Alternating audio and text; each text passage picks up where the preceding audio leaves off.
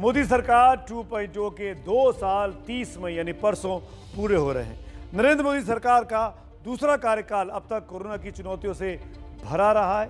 गिरती अर्थव्यवस्था को संभालने का चैलेंज उससे भी बड़ा था और इन सबसे कहीं आगे देश की जनता के भरोसे पर खरा उतरना था। कोरोना की दूसरी लहर में भी जिस तरीके से आम हिंदुस्तानी परेशान हुए, कोरोना से निपटने की तैयारियों पर भी सवाल खड़े हुए।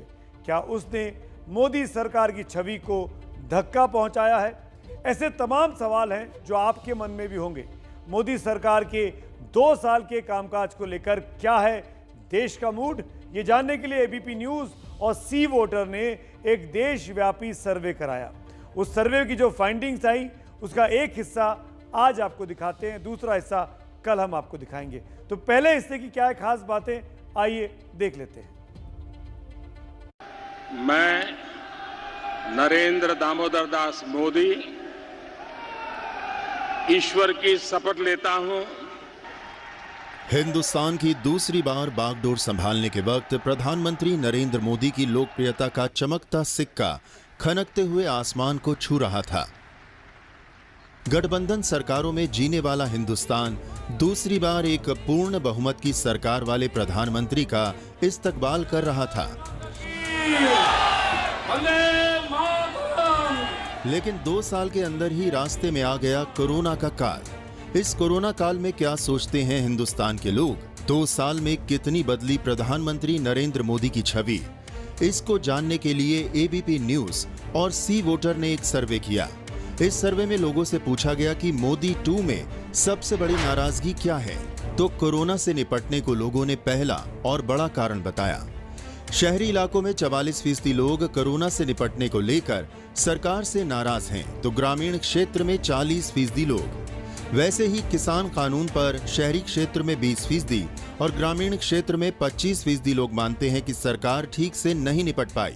सीएए पर दिल्ली दंगे में शहरी क्षेत्र में 9% और ग्रामीण क्षेत्र में भी 9% लोग मानते हैं कि सरकार ठीक से नहीं निपट पाई। कोरोना ने देश की हालत खराब कर दी।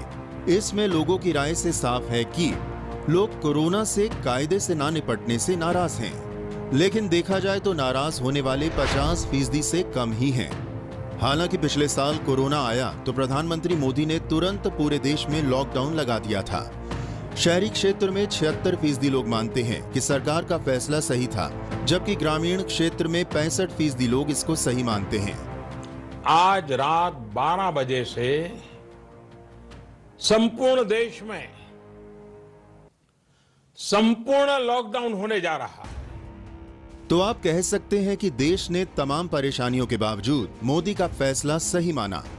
तो सवाल है कि जब कोरोना की दूसरी लहर आई तो प्रधानमंत्री मोदी ने देशव्यापी लॉकडाउन क्यों नहीं लगाया? और क्या लॉकडाउन ना लगाना सही फैसला था?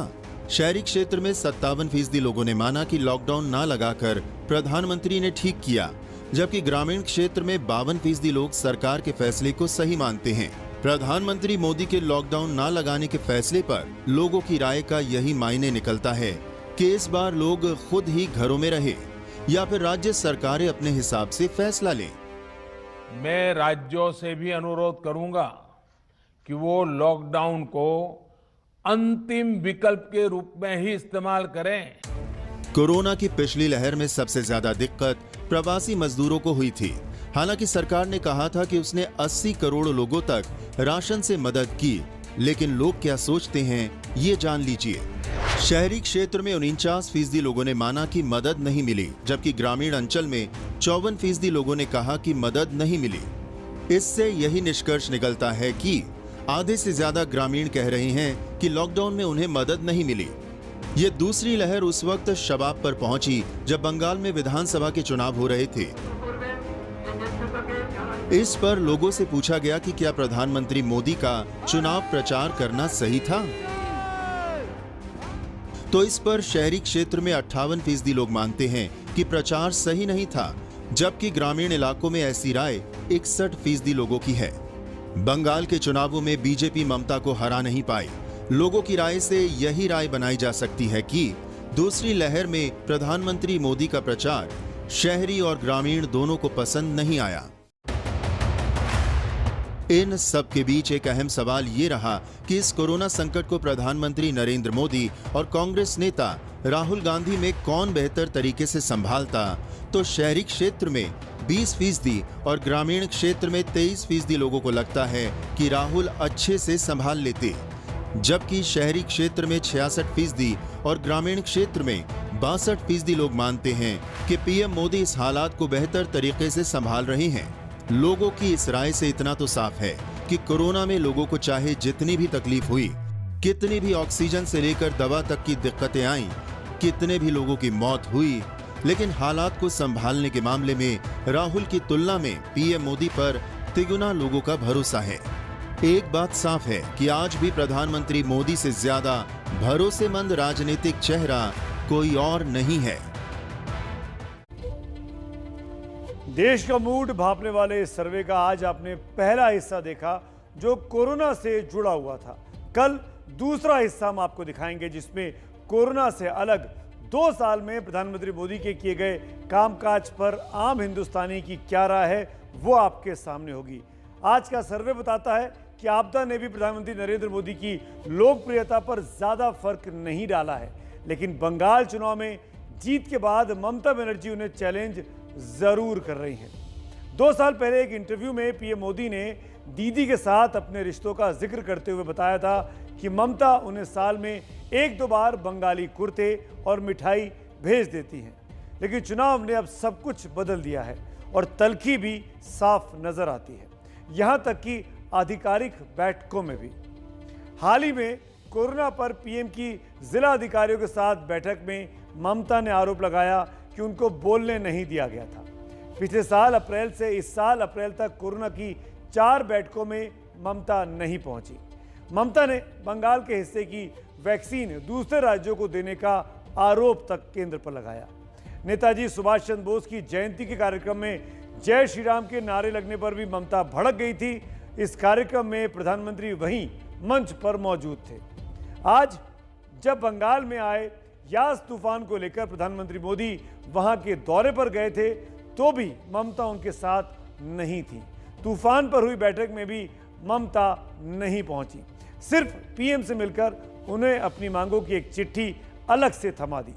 ममता के तेवर का असर बंगाल के रिलीफ पैकेज पर भी नजर आया।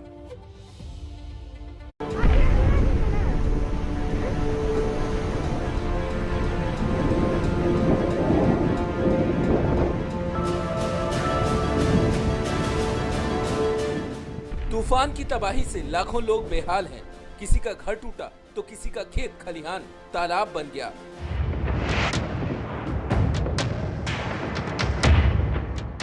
लेकिन तूफान यास पर सियासत के आकाश की काली छाया पड़ गई है। इस तस्वीर को देखिए।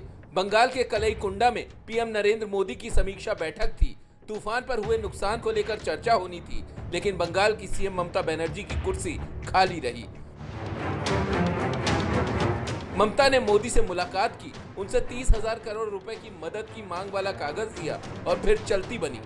যাই হোক, এটা প্রধানমন্ত্রীকে দিয়ে আমি এটাই বলে এসেছি যে আপনি আমার সাথে মিট করতে চেয়েছিলেন, তাই অত দূর থেকে আমি এসেছি এবং আপনাকে মিট করে আমরা এই কাগজটা আমি এবং আমার চিফ সেক্রেটারি মিলে দিয়ে গেলাম এবং আমাকে দীঘায় যেতে হবে, যেহেতু দীঘায় আমার যাওয়ার কথা আছে, তাই আমি আপনার পারমিশন নিয়ে বেরিয়ে যাচ্ছি। प्रोटोकॉल तो यही कहता है कि जब प्रधानमंत्री किसी राज्य में जाते हैं तो वहां के मुख्यमंत्री उनकी अगवानी करते हैं, लेकिन ममता तो ममता है।